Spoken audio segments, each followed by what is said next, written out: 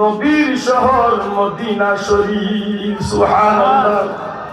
ইমাম মালিক রাহমাতুল্লাহ আলাইহি যার জীবনে যতটা দিন বাঁচি তার কইতারে আল্লাহ জীবনে যেদিন মৌত দিবায় মৌতটা আমার মদিনার জমিন মৌত দিও।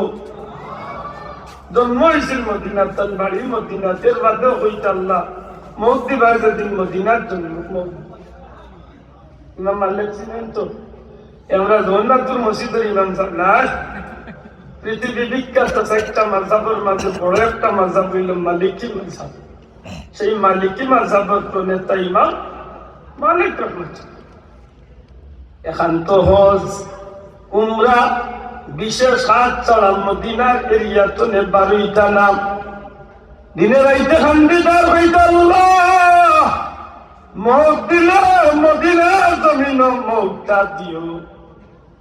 হযরত ইমাম মালিক মদিনার এরিয়ার ভিতরে যখন ঘুরতা জুতা ভাও রাখতা না। আজকের মদিনা নাই রে ভাই, আজকে প্রায় 1300 বছর আগের মদিনা শরীফ। আজকে তো মদিনার বাতিও আছে, টাইলসও আছে, মার্বেলও আছে, গ্রেনাইট